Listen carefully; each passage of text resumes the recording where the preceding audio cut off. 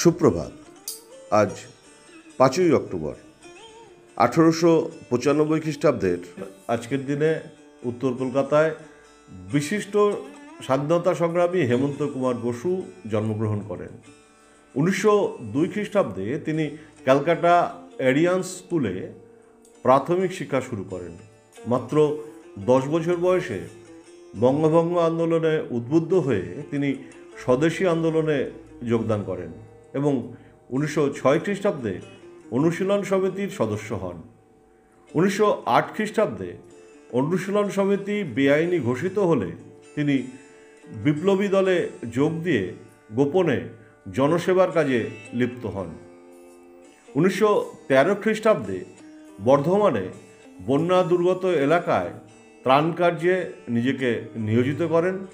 1914 খ্রিস্টাব্দে ব্রিটিশ শাসকদের অপসারিত করতে বিপ্লবী রাসবিহারী বসু ও বাঘা যতীনের নেতৃত্বাধীন বৈপ্লবিক আন্দোলনে যোগদান করেন এবং ঋষি অরবিন্দ ঘোষ, চারুচন্দ্র রায়, ভূপেন্দ্রনাথ দত্তর সঙ্গে আত্মগোপন করেন।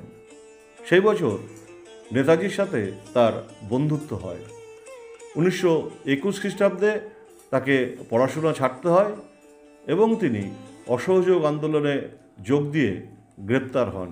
1924 খ্রিস্টাব্দে দেশবন্ধু চিত্তরঞ্জন দাসের নেতৃত্বাধীন স্বরাজ পার্টিতে তিনি যোগদান করেন ও কলকাতা কর্পোরেশন নির্বাচনে সক্রিয় অংশগ্রহণ করেন।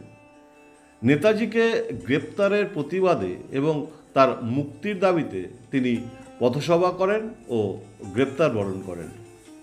তিনি 1930 খ্রিস্টাব্দে মহিষবাতান লবণ আন্দোলন ও 1931 খ্রিস্টাব্দে আইন অমান্য আন্দোলনে যোগদান করে গ্রেপ্তার হন।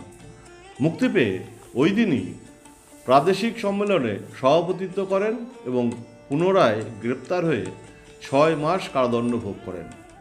1932 খ্রিস্টাব্দে কারামুক্তির পর জেলায় জেলায় সাংগঠনিক কাজে মনোনিবেশ করেন। 1934 খ্রিস্টাব্দে স্বাধীনতা দিবস পালন করার অপরাধে আবারও কারাবরণ করেন। 1939 খ্রিস্টাব্দে নেতাজির নির্দেশে বামপন্থী দলগুলোকে তিনি সুসংবদ্ধ করার চেষ্টা করেন এবং ফরওয়ার্ড ব্লকের বঙ্গীয় প্রাদেশিক কমিটির সাধারণ সম্পাদক হিসাবে নিযুক্ত হন। ওই সময় তিনি বারংবার গ্রেপ্তার হয়েছেন। নেতাজি নিজ গৃহে নজরবন্দি থাকাকালীন রহস্যজনকভাবে অন্তর্ধান করলে ব্রিটিশ শাসক তাকেই প্রথম গ্রেপ্তার করে।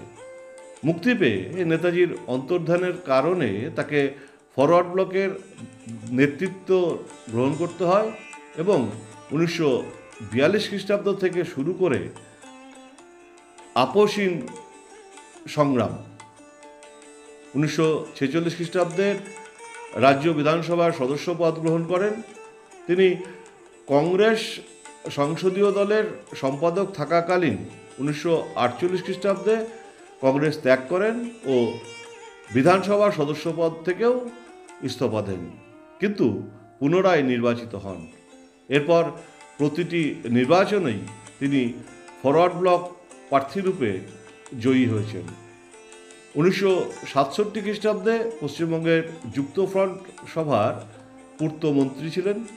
তিনি গোয়া মুক্তি আন্দোলন, ট্রাম আন্দোলন, খাদ্য আন্দোলন সহ বিভিন্ন আন্দোলনে নেতৃত্ব দিয়েছেন এবং বহুবার কারাবরণ করেছেন। 1969 খ্রিস্টাব্দে শারীরিক অসুস্থতার জন্য মন্ত্রিত্ব গ্রহণের প্রস্তাব প্রত্যাখ্যান করেন। তিনি অজাতশত্রু হিসাবে পরিচিত ছিলেন, কিন্তু 1971 খ্রিস্টাব্দের 20 ফেব্রুয়ারি কলকাতার রাজপথে প্রকাশ্য দিবালোকে একদল যুবকের হাতে নৃশংসভাবে খুন হন। জন্মদিনে সকলের প্রিয়, শ্রদ্ধেয় ও ভারতের স্বাধীনতা আন্দোলনের নিরলস কর্মীকে জানাই বিনম্র প্রণাম ও শ্রদ্ধা। জয় হিন্দ।